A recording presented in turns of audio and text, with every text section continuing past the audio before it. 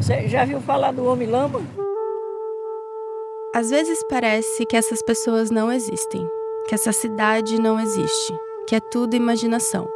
Tem algo de inexplicável que faz esse lugar ser o que é. É nisso que eu tô pensando quando um senhor de 1,5 m e boné na cabeça cutuca meu ombro e me chama de volta pro que ele diz.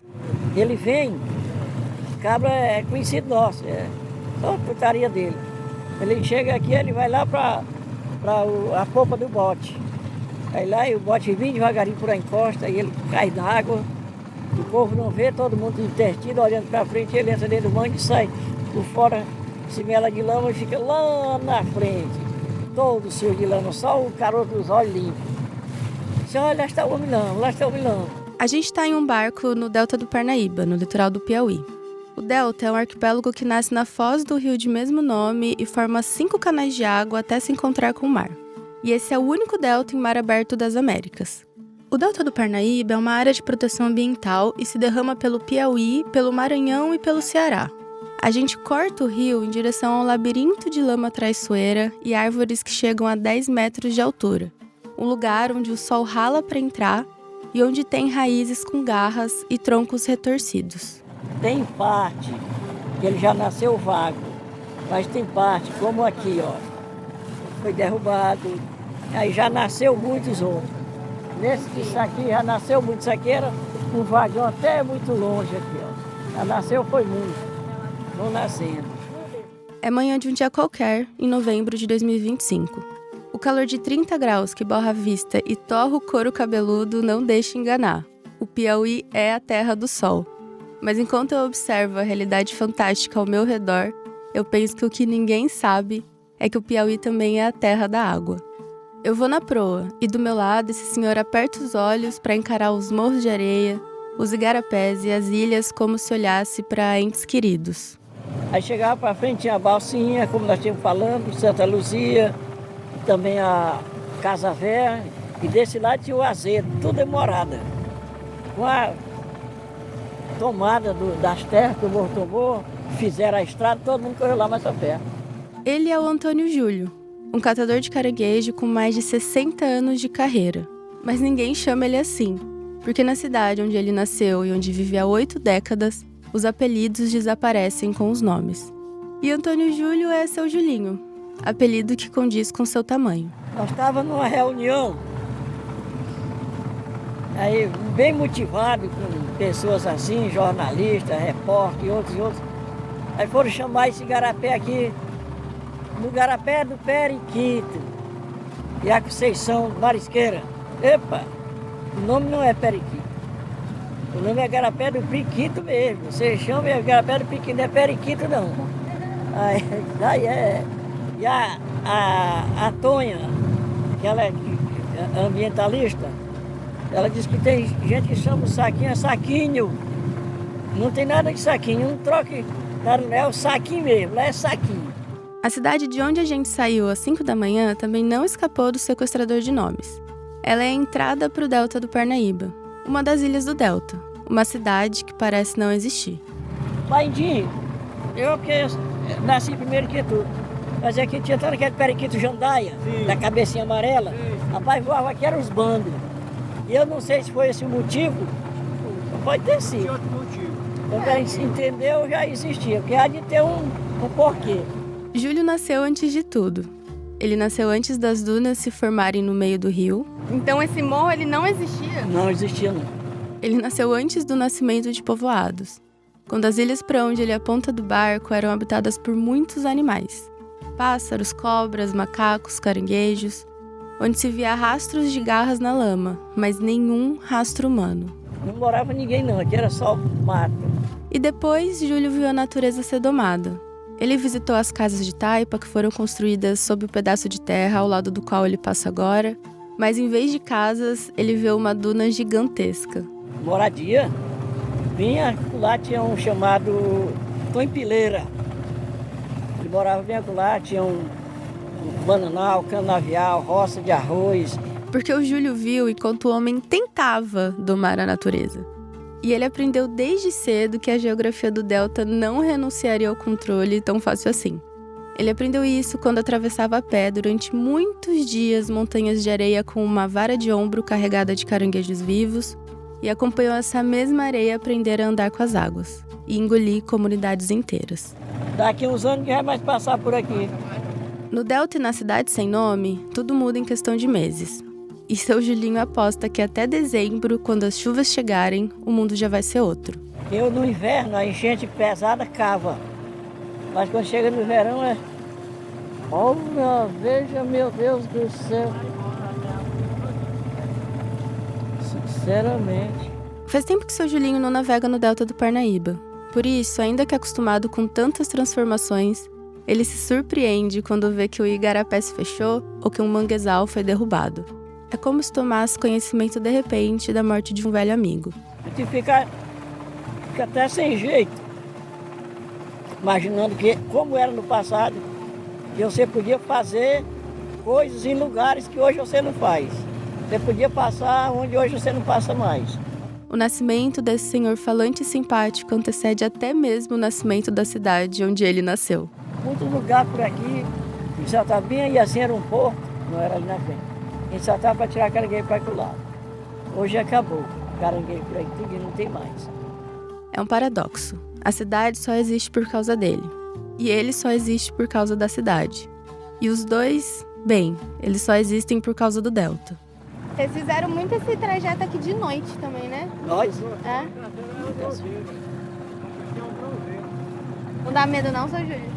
Então, a gente já está acostumado. Aqui não tem nada de fazer medo. Nesse pedaço desconhecido do Piauí, todos os dias são iguais. Todo mundo é da mesma família. O deserto invade as janelas, mas ninguém tem sede. E todo homem e toda mulher têm o mesmo trabalho.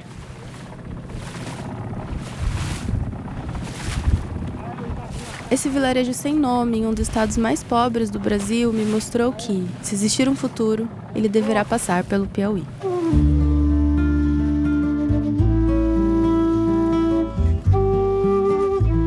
Eu sou Beatriz Trevisan e esse é Cidade de Lama, um podcast da Pachoa Felite Áudios, Livros e Filmes em parceria com o Pulitzer Center. Uma série sobre as relações íntimas e profundas de uma família com a cidade e a natureza à sua volta.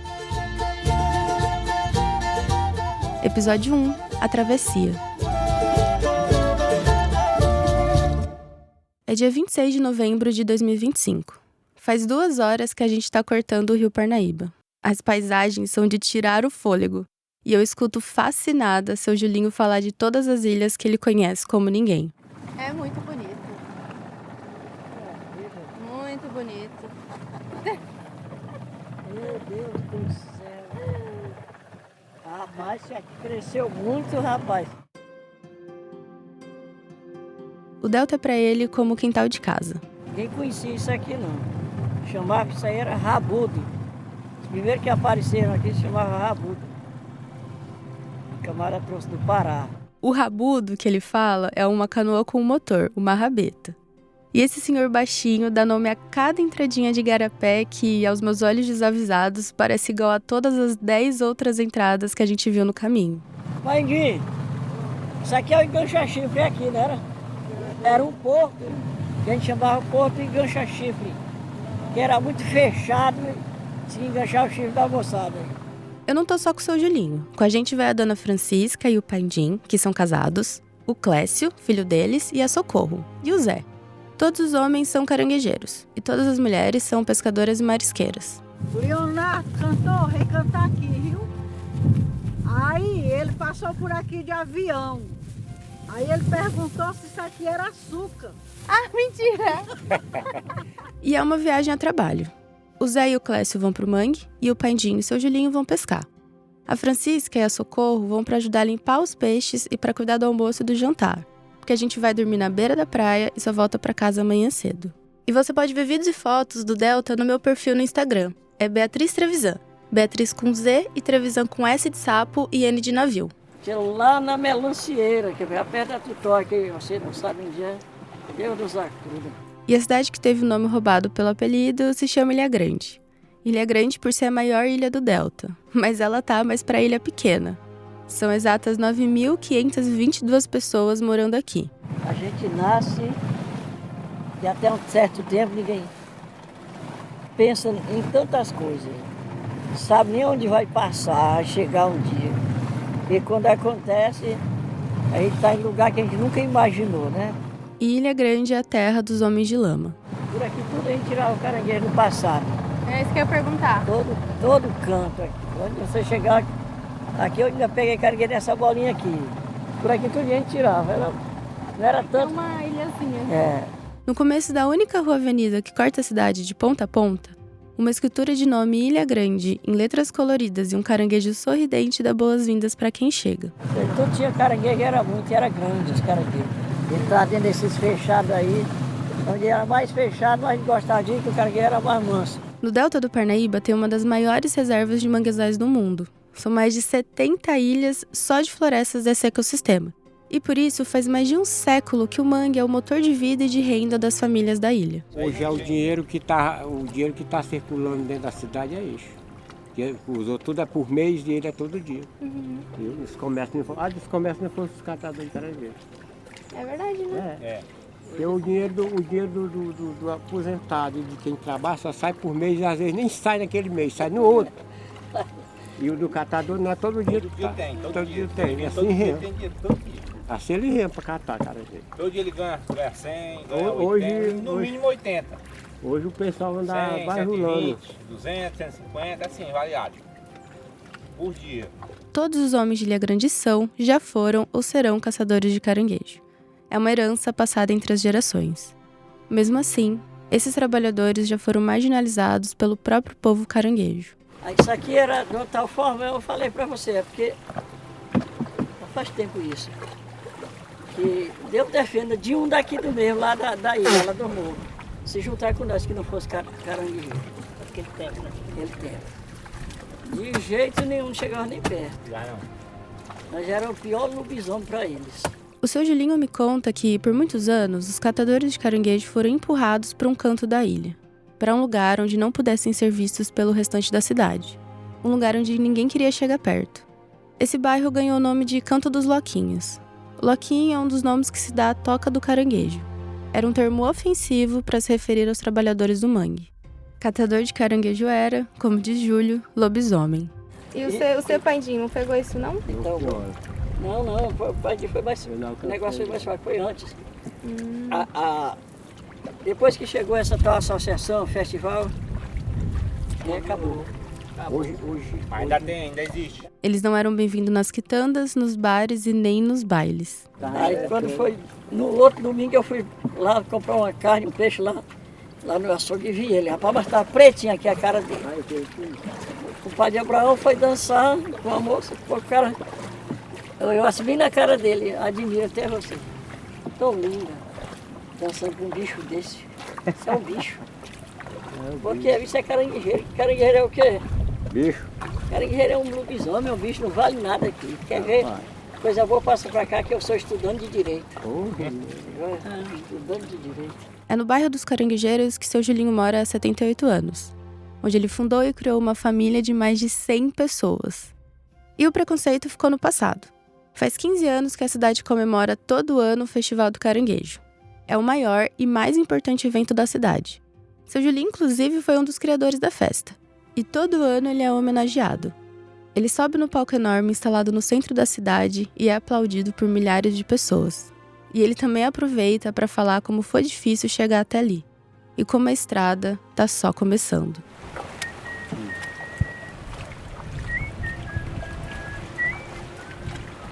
É que seu Julinho é a pessoa mais famosa de Ilha Grande. Chamado de ativista e de poeta. Ele transita pelas salas do poder e chama atenção. O homem de lama que fundou a cidade de Lama. Seu Julinho parecia ter Ilha Grande em suas mãos. Mas, durante o mês que fico aqui, eu vou descobrir que não é bem assim.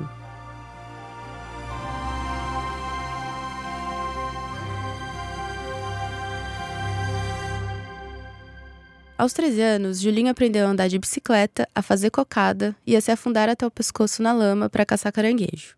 Tem sobrinho, né? Tem alguma coisa caranguejeira? Tenho a minha família todinha. A família toda de Julinho trabalha na lama. O pai dele foi caranguejeiro. Os irmãos dele também. Seus maiores amigos e seus vizinhos são caranguejeiros. Seus filhos também trabalham no mangue, e seus netos também. Talvez o ciclo se quebre com os bisnetos, mas Ilha Grande ainda não decidiu se isso é bom ou ruim. E a respeito da história do caranguejo aqui, como eu falei, aqui, quando eu comecei, que eu falei que era criança, eu tinha, não lembro mais quantos anos, que eu fui para o mangue, a primeira vez peguei 11 cordas de caranguejo, e aí eu achei bonito aquilo, gostei, mas eu gostava muito era de ler também, gostava de estudar, eu deixei e fui para a escola. Depois que eu saí da escola foi que eu caí no campo de vez. Alguns dias antes da nossa viagem para o mangue, Julinho e eu passamos uma manhã conversando. Foi uma das muitas manhãs, tardes e noites que passamos juntos, conversando e caminhando pela cidade. A gente se senta em cadeira de plásticos na varandinha da casa dele, onde ele mora com a mulher, a dona Mazé, e alguns netos e bisnetos. Se tivesse meio de eu ter estudado, eu acho que eu não sabia pegar caranguejo hoje, não. Mas trabalhar, a gente trabalhava demais, muito, muito, muito. Quando ia por terra, era pesado. Caminhando daqui certo, que ia madrugada, chegava de manhã lá na beira da praia do Mangal. Quando era embarcado, madrugada, chegava de manhã lá remando também. Remando. Era remando. E a gente foi crescendo nessa e os nossos filhos foram também se adaptando, porque não tinham outro trabalho. A gente fala sobre muita coisa, do passado ao futuro. Com certeza, o catador de caranguejo é fruto do bairro São Vicente. Onde você chegar, onde você estiver, alguém vai lhe falar isso. Se alguém contar que o catador de caranguejo surgiu no outro canto, é porque ele não conhece a história. E eu estou contando porque eu conheço de fato, não querendo ser mais do que ninguém, mas quando eu entendi, o caranguejo era aqui. Sabe como eu lhe falei? Que todo catador de caranguejo surgiu daqui. O Canto dos Loquinhas hoje se chama São Vicente de Paula e deixou de ser um bairro excluído da cidade, mas continua sendo o bairro dos catadores de caranguejo. Nós não podíamos nem sair na rua, porque era vaiado até. Os caras estavam tomando aqui uma cerveja aqui na roda, os catadores passavam. Caranguejo tomando, você sabe nem pegar no copo, repara. Meu Deus do céu. Agora eu ri merda. E a gente vai e volta nos assuntos. Ele me fala sobre a paróquia nova que está sendo construída virando a esquina ali no fim da rua. Depois que nós construímos tudo isso, só com as nossas custas aqui, fazendo bingo, fazendo feijoada, leilão, pedindo patrocínio daqui, dali. Aí conseguimos. Só o que nós ganhamos mesmo patrocínio fixo foi o aterro da lagoa. Pedimos a prefeita e alguns vereadores botaram lá uma areia, só que é pequena, o espaço lá é pequeno. Mas compatível com a comunidade, que é pequena também. A paróquia São Vicente de Paula não tem teto, não tem janelas e não tem porta. Mas as paredes já foram levantadas. E os vizinhos sempre dão um jeito de levar a eletricidade para as missas. Não falta fiel na missa das quintas-feiras à noite. A não ser que chova, mas isso deve mudar em breve. Aí nós vamos pedir a ele 3 tendas para colocar aqui na praça, dia 23, que nós vamos vender uma feijoada. É que nós fizemos essa igreja até a altura que está faltando o teto. Mas já tem a telha, tem o madeirame, está faltando só o dinheiro para pagar os pedreiros para levantar o teto. A comunidade organiza feijoadas, shows de forró e caranguejadas com frequência. É um jeito de unir o útil ao agradável, gerar renda e aproveitar a vida. E não falta festa no bairro, tá? Uma sobrinha do Júlio me contou que no Natal e no Ano Novo, por exemplo, as ceias são coletivas e montadas na pracinha. E a música só para na manhã seguinte. Ali hoje vai haver um café, vamos dizer assim. Uma pessoa aí vai dar um cafezinho, está convidando muita gente para ir para lá tomar esse café com ele lá. E vai muita gente daqui. Se você tiver de acordo, quiser ir dar uma voltinha lá, a gente vai. Esse café que seu Júlio me convida para ir é um evento político. É que a gestão municipal já começa a apresentar seus candidatos para as eleições de 2028. E eu vou com ele no que aconteceria nessa noite. Eu vejo como seu Julinho é recebido como se fosse uma entidade. A prefeita o avista de longe e atravessa a multidão para recepcioná-lo. Lenda viva. Lenda viva. Falou em cultura, chamou-se Julinho. Julinho. Falou em catador, que agradeceu o Julinho. Ela beija as mãos dele e diz que ele é uma lenda e um poeta. No seu discurso, a prefeita volta a falar de seu Julinho. Mas, durante o evento todo, ele permanece sentado ao lado de Mazé, no fundo do salão, em silêncio.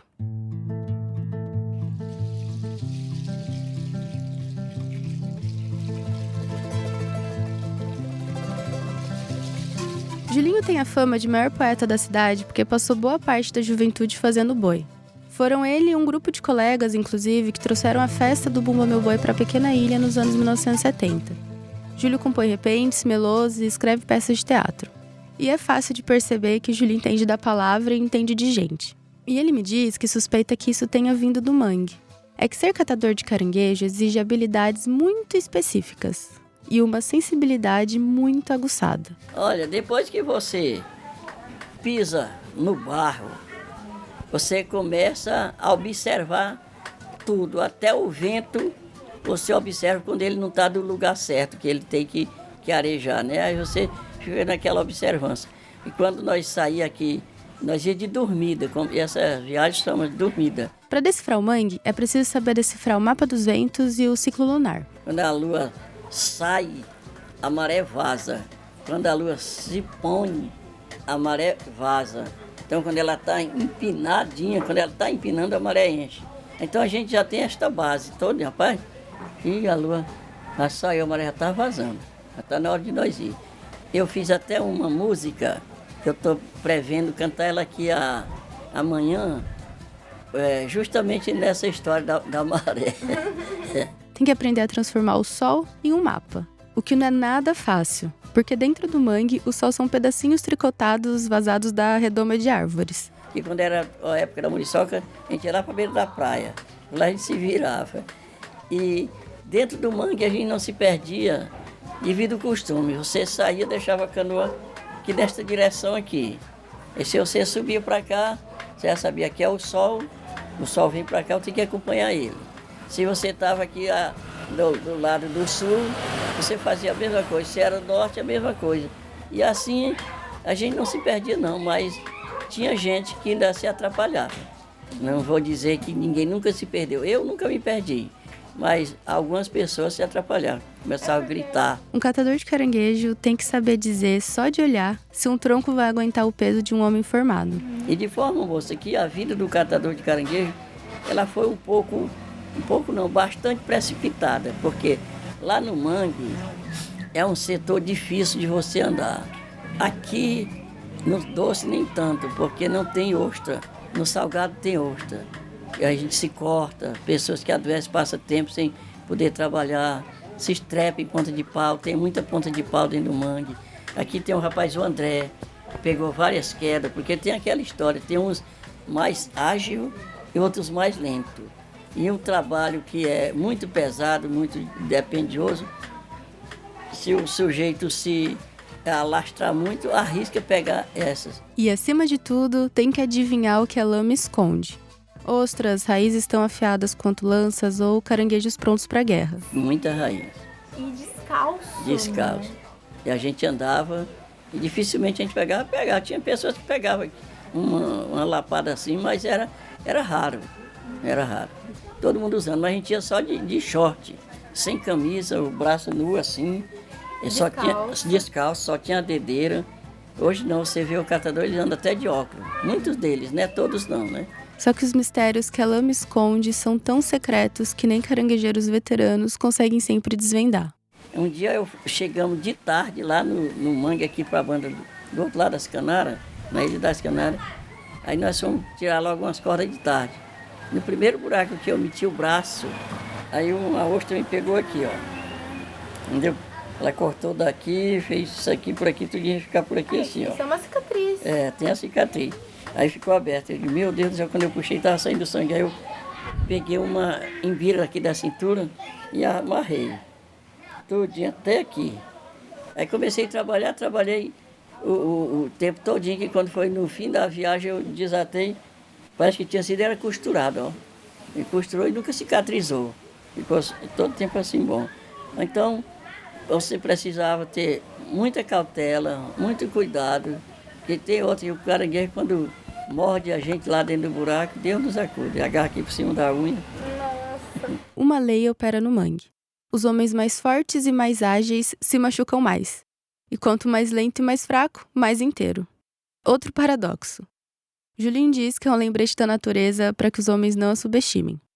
E ele diz que faz parte do grupo dos lentos e inteiros. Agora eu sempre fui mais ruim mais lerdo, era o catador mais ruim que tinha. Seu Julinho aprendeu a tatear o escuro e o idioma que a natureza fala de madrugada. Às vezes ele tinha de um dia para vir no outro, às vezes ia a semana toda, passava a semana, saía segunda-feira, chegava em casa sábado à noitinha, e dormindo lá na beira da praia, no chão, na beira do manguezal. Muitas das vezes a gente levava a rede, armava naqueles mangues próximo ao pé do morro que existia, armava lá e lá a gente ficava. Homens de lama, como seu Julinho, devem decorar os caminhos da floresta, mas não viciar o olhar. Porque no mangue profundo, tudo é certo e incerto ao mesmo tempo. E a distância, Bia, que a gente entrava do porto até o final, a gente andava por aqui, por ali, não encontrava, estocava de mangal adentro, muito longe, mais de quilômetro a gente andava em procura de lugar melhor. E seu Julinho aprendeu tudo isso. Aprendeu a ser forte e fraco na medida certa. Aprendeu a desafiar a natureza só até certo ponto. Aprendeu os padrões do vento e da maré.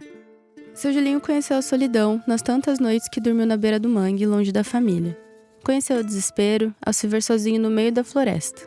E o alívio ao adivinhar a localização exata 1 minuto depois. Ele viu seus amigos se machucarem, adoecerem e partirem. A vida do catador, ela é muito puxada, porque, como eu te falando aqui, nós saímos de casa, hoje vamos dizer que está todo mundo numa boa. Se for comparar, né? Se for comparado, pelo amor de Deus, nós saíamos no passado, às vezes só confiado na água do rio para beber lá, não levava nem nada para comer. Porque não tinha nem para deixar, quanto mais para levar.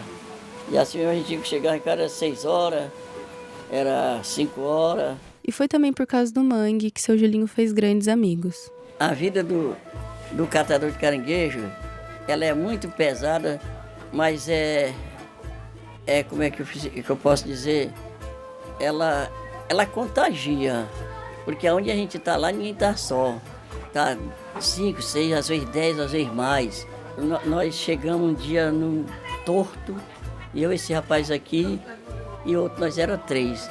Nós pegamos tanto peixe lá no Igarapé que nós não demos conta de tratar. Só que quando nós chegamos no Porto, tinha 3 canoas aqui do Catanduva, que é município de Parnaíba, já pegando Luiz Corrêa. Aí quando nós chegamos lá, que eles viram o peixe e se admiraram. Aí chegaram com nós, tratamos o peixe todo mundo, aí demos peixe para eles. Quando eles tinham de outras vezes, davam para a gente. Aquilo a gente faz uma parceria e todo mundo é amigo naquela hora e sempre quando se encontra. Daí surge uma amizade para sempre. Tudo em Ilha Grande é escorregadio.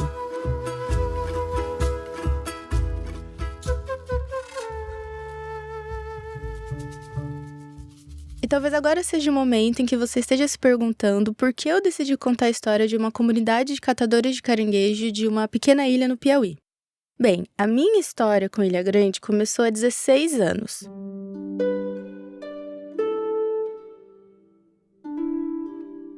Eu morei no Piauí com os meus pais quando eu era criança. A gente morou 3 anos em Parnaíba, e Parnaíba fica a uns 20 minutos de carro de Ilha Grande. Só que nessa época, a Ilha Grande ainda era uma não-cidade para mim. Eu via centenas de caranguejos vivos serem vendidos todos os dias nas praças e nas feiras. Mas eu não sabia e nem me perguntava de onde esses caranguejos tinham vindo, nem como eles tinham saído da lama para o asfalto. E eu só fui ouvir falar na ilha 8 anos depois. Eu já estava nos últimos anos de faculdade. E decidindo o que fazer para o meu trabalho de conclusão de curso, eu lembrei de supetão dessa imagem dos caranguejos vivos nas calçadas. Então me veio a pergunta: como é o cotidiano das pessoas que vivem literalmente da lama? Daí eu fui para Ilha Grande e escrevi um livro sobre os trabalhadores dos mangues e rios do Piauí. O Chico Felite, inclusive, estava na minha banca, e foi assim que a gente se conheceu e começamos a trabalhar junto. Esse livro nunca foi publicado, foi só um trabalho para a faculdade mesmo. Só que eu nunca mais me esqueci de Ilha Grande e das pessoas que eu conheci lá. Então, eu volto para a ilha pela 4ª vez em novembro de 2025. Dessa vez, para fazer esse podcast.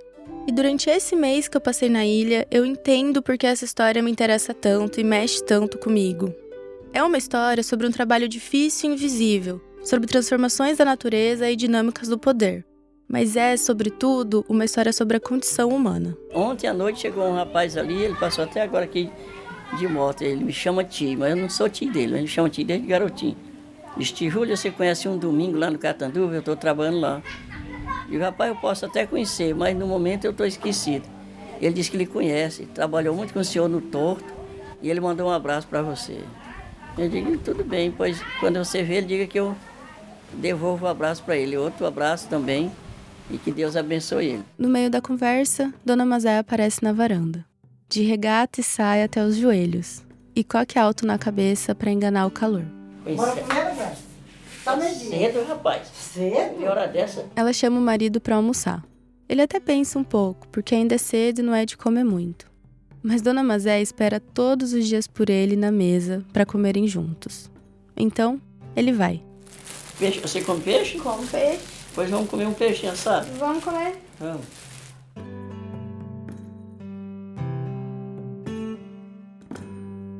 Faz mais de 100 anos que Antônio Júlio vê a natureza ao seu redor ordenar o presente e o futuro.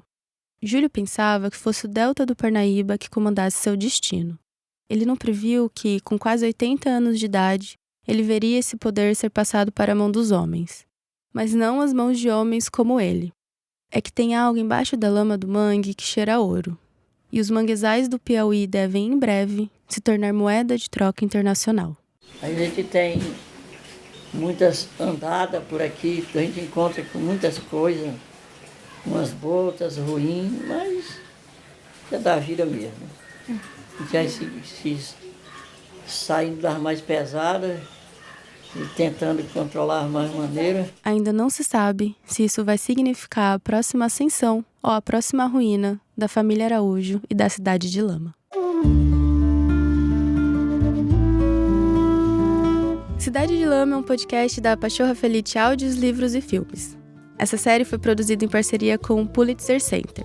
Eu sou Beatriz Trevisan, criadora e apresentadora. Também assino o roteiro e a reportagem. O Luan Alencar faz a edição de som, a arte de capa é da Catarina Pinato, a gerência dos canais de podcast é da Domênica Mendes. Muito obrigada por ter ouvido até aqui e até semana que vem.